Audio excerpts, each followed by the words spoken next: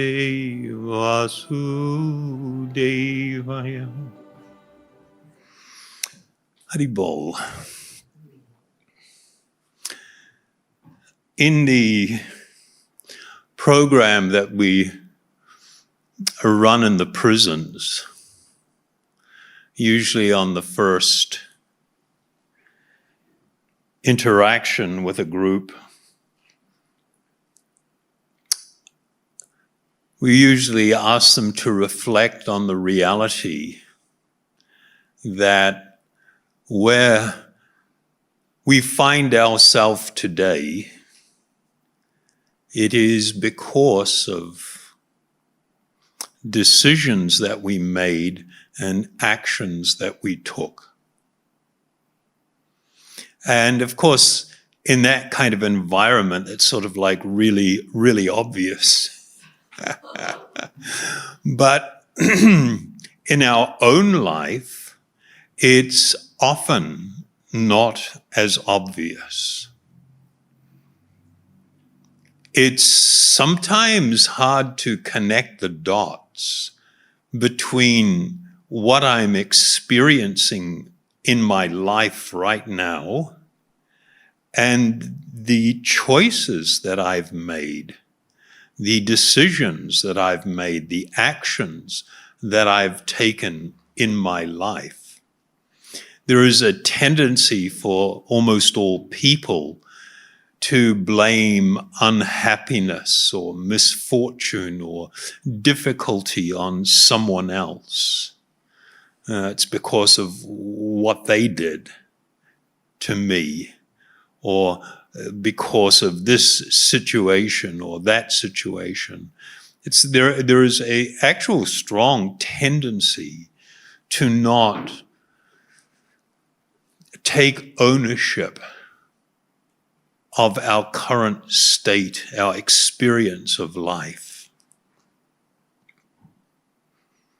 I think something that really points it out quite graphically is how people don't connect their life choices and things like social media usage and the values that we adopt, our truth that we cling to. We don't actually connect that with feelings of emptiness or purposelessness or unhappiness, or worse, even mental health issues and depression. And yet there is a direct correlation between my choices, what I'm doing, what I value, what I hold to be important. And a lot of that stuff has been actually foisted on me. I may think that I've voluntarily adopted a lot of things because I tend to agree with it. But, you know, we often don't see the connection between these things. Leading a more spiritual life actually requires humble and honest introspection. That will kind of tell us quite a bit if we are factually honest, and if we can disengage from our mind and all the swirling stuff going on there, if we can actually step back, we will be able to make this connection. So when it comes to life's choices, whether you want to lead a really spiritually directed life or just generally you want to have a better life, it is like really, really important to let go of all the grievances, of the unhappiness, of all of the insecurities and the fears, and begin to adopt this idea, where to from here? Where to from here? If we actually embrace that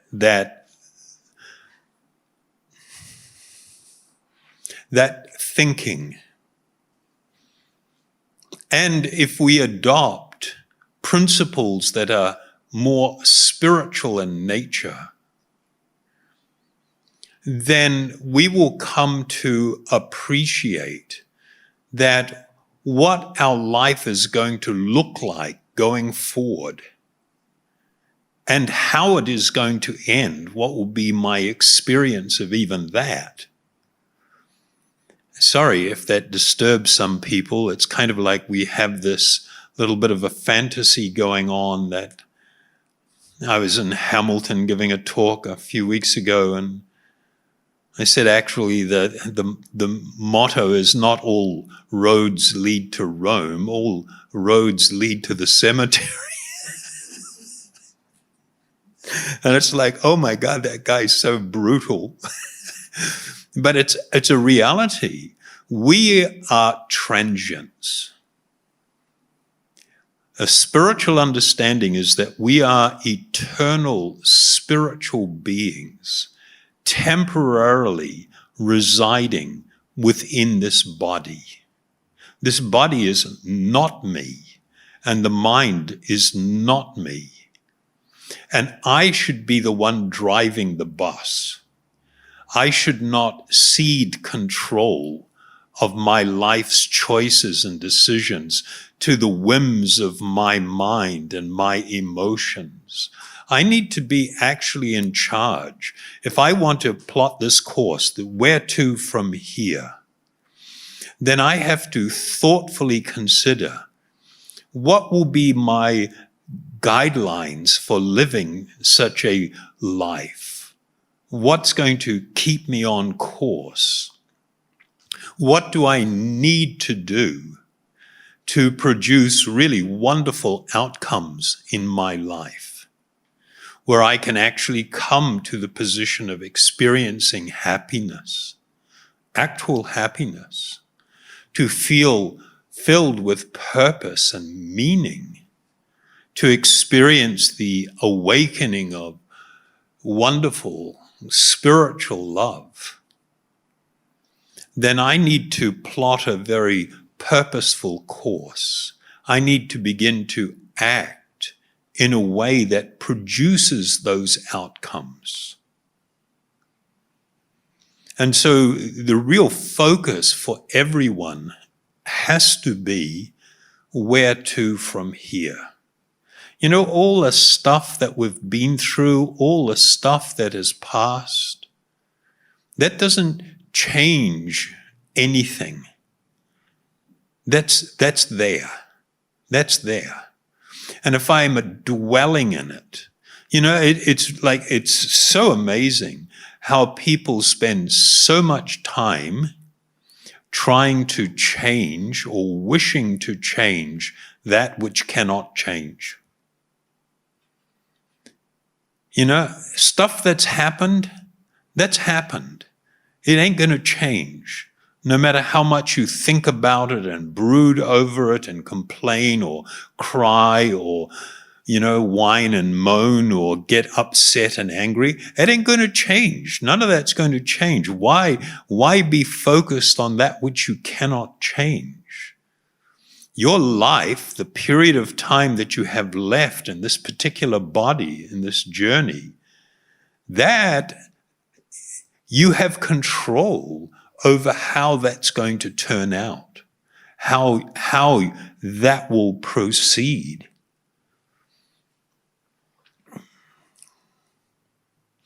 The main thing that will empower you to take control of your life and to make good decisions is the cultivation of this appreciation, understanding, and eventually a realization that I am an eternal spiritual being. Most people have no idea who they truly are. We accept the body and all the labels on the body as us. It ain't. That ain't you. That's going to pass. You will not pass. You are eternal. Don't get lost in the labels. Don't seek validation. Don't seek purpose. Don't seek love or feel your lovability or anything else is actually tied to how your body looks or what type of body you have. My God, that is a disaster on steroids. And the world is like really rushing down that alleyway. And everybody's getting mugged in the alleyway because it's a dark place. When I cultivate an understanding of my actual spiritual identity and who I am, and I begin to live a life that is guided by spiritual principles, when I turn from being a taker to a giver, when my life is more focused upon showing kindness and appreciation and love of others in a deep way, not a selfish way,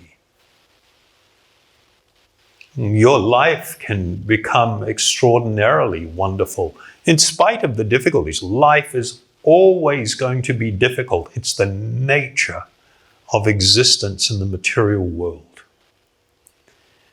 But you can let that affect you and, control your life, or you can learn to transcend it, to be in the world but not of the world.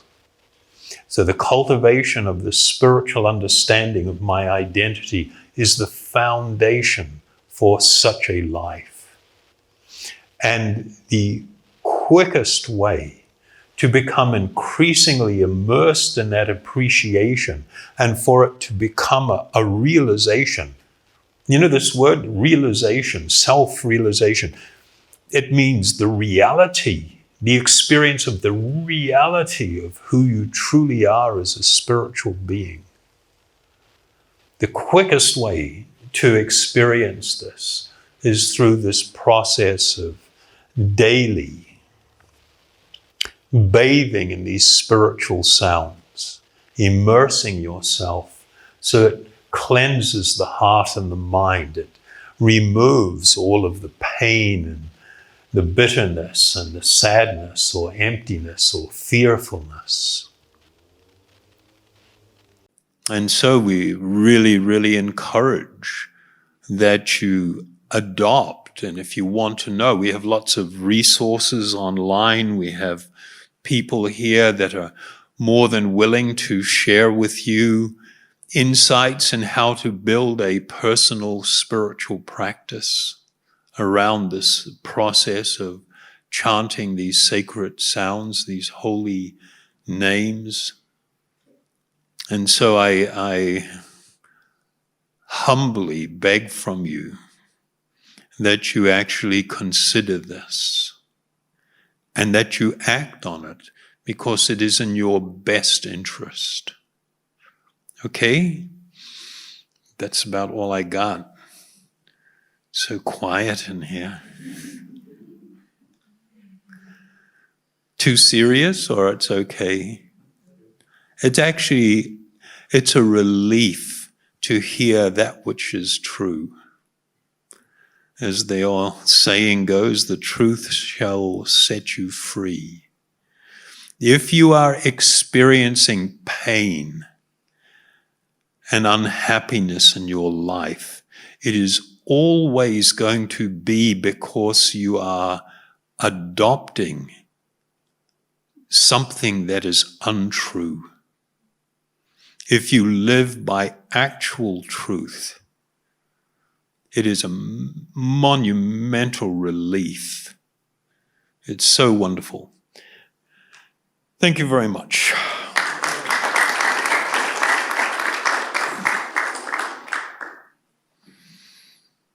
Mantra choices? Anyone? Om Namo. That might be a bit of a long one for people. I might do Om Hari Om. You know, with these spiritual sounds, this is not a mental activity. This is an activity actually of the heart, to just let go and just immerse yourself as you would in a stream or the ocean on a hot day or a lake. Just immerse yourself in the spiritual waters of this transcendental sounds.